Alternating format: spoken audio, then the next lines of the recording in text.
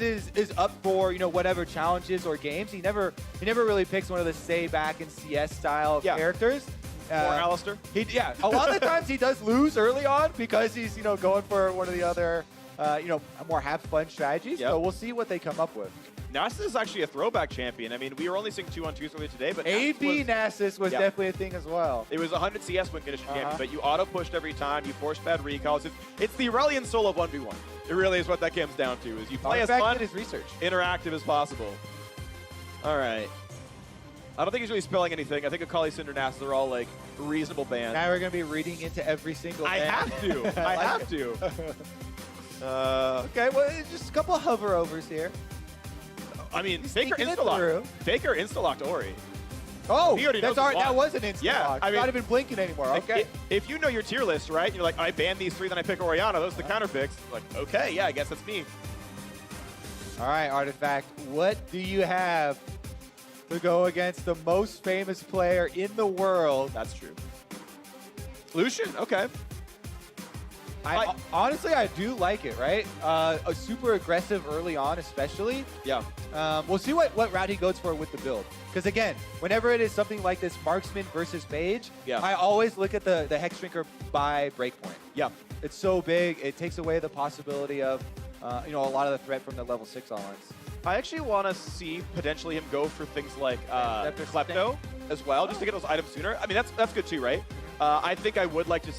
I mean, that's the other option, right? Is you can go the inspiration start and then like get into like Legend Bloodline and stuff. Yeah, I'm kind of curious because that is sort of one of the roles that are uniquely positioned to have sustain through precision, where you can run Legend Bloodline, you can take maybe coup de grace and try to get the kills out that way. Yeah, I'm curious. Of course, this is one where you see the champions and then you can pick runes, so you can like Faker's gonna slot in the +5 armor. Yeah, I actually really enjoy having stat choice shards. Yeah, I do too. The shards. I think it's actually really, really nice. It's actually power creep. I went back and like looked at how many stats like Riot gave champions when they first did Runes Reforged, and then saw how many they like took back and then gave back with stat shards, and now champions have more stats now. Yeah. So they're getting power crept, mostly in durability though. To the snow. Ooh, we got exhaust barriers for both of them for the all-ins. Yeah. I mean, these are honestly, even though Flash is so amazing and universally taken for Summoner's Rift, Barrier and Exhaust are pretty versatile. Even though it seems like, oh, you're losing out on all these mobility options, they are good for both offensive pushes as well as defensive. It's just a matter of kind of doubling them up and trying to bait them out of your opponent, because they are also pretty easily baitable ones. If you are something like Lucian and you have a dash, trying to bait out one of those summoners and go for a re-engage afterwards is huge. It's interesting because pretty standard here from Ori, by the way. Yeah, this is what you expect. Mana Flow ban, because there's no reason to go nullifying orb against Illusion. Otherwise, yeah, this is stuff you kind of expect to see. Overheal because you have to. I'm curious that he did Alacrity over the lifesteal, but Legend Alchemy does have stats at 0 stacks, whereas Bloodline does not, I believe. And attack speed is actually so good for pushing early on, so we're seeing him get control of the minion wave already. I think there's a mistake, though. Artifact going cut down is the do damage to people with more health than you, and he won't even ever have the health like difference to activate that rune. So I think there's one bad choice there for the Lucian. Really minor, it won't probably mean much, but that is some like damage left on the table. Okay, yep. Dash forward double auto Q. It's a pretty standard trading combo.